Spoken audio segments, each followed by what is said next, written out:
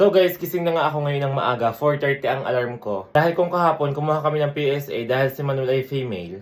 Ngayon naman, luluwas kami ngayong maaga at magpapapalit si Manuel ng kanyang ari. Patutunayan niya talaga na siya ay female at para hindi nakunin sa Quezon City. Charis lang. Charis lang. Nagpapasa naman ngayon si Rosel at may ipapasa doon sa Quezon. Wala talagang katigil-tigil ang kaluluwa ko. Ang dami ko pang ipopromote, hindi na naman papromote. Ngayon, para kami maaga din makauwi. Tawagan ko na nga si Manuel, nakain na si Manuel at gagayak na. Pares kaming maaga at gagayak. Diyos ko po, si Rosel namang sasamahan namin, maliligo pala ngayon. Sabi ko kay Rosel, tuloy pa ga, wala ka mong paramdam. Yung pala nag-init pa din umano ng luya at nagsasalabat. Sino yan? Ngayon ako'y gagayak na muna, ako'y magagatas lang at si Manuel ay kumain ng kanin, bangus ang ulam. So guys, nandito sa labas, hinihintay ko lang si Manuel. Kung may espasyo pa sa loob ng tricycle nila. Sakay na kami ng tricycle papunta sa bus stop ng Santo Tomas dahil naubusan kami ng upuan, hindi niya sana natatas. Diyos ko, bago din yung kasama namin. Sa wakas, sumabot din kami sa bus at nakasakay na kami ngayon. Ang lakas ng ulan, tingnan nyo naman. Diyos ko, basta si Rosel ang aasahan nyo, laging late. Kapag mo ka, nagpinakahuli sa lahat ng tao. Siya ang sasamahan, gising na ako ng 4:30. Siya daw, nagpapainit pa ng tubig at hindi pa naliligo, magaling si ate. Naabutan kami ng ulan. Dahil puyat na puyat siya at kung ano-anong ginagawa kagabi, tulog ngayon sa bus. Sobrang lamig. Frozen na ako dito.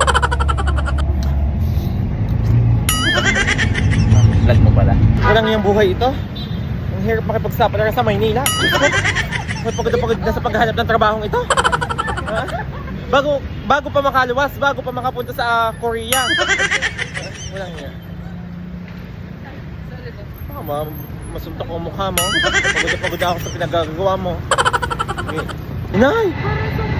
Ganyan ang sasakyan nating MRT, punong-puna. Bago ang pila ganarete na niya.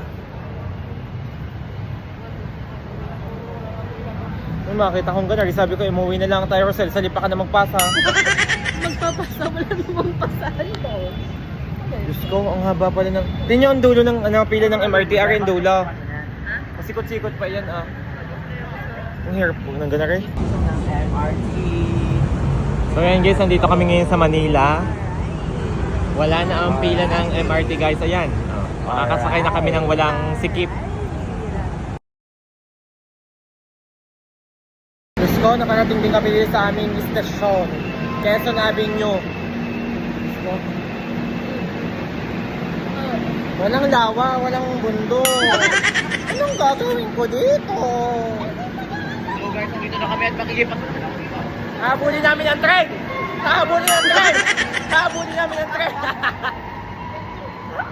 Wala, hindi namin inabot ang tren, guys. Hindi namin naabutan ang tren. Guys, yung pala yun laang, tanaw na tanaw yung aming pinagsakayan, 15 pesos. Sahib na naglakad na laang, Diyos ko si Rosel. Pagod na daw di umano ang kanyang balakang.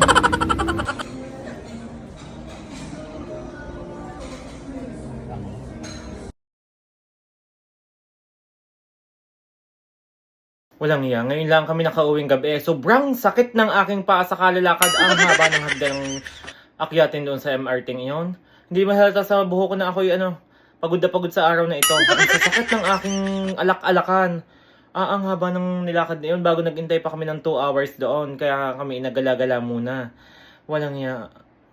Ang hagdan. Ngayon, ako'y maliligo na muna.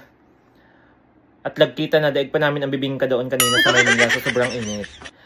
At pagkatapos na rin, bukas pupunta man ako sa TI at kukuha ng financial assistance.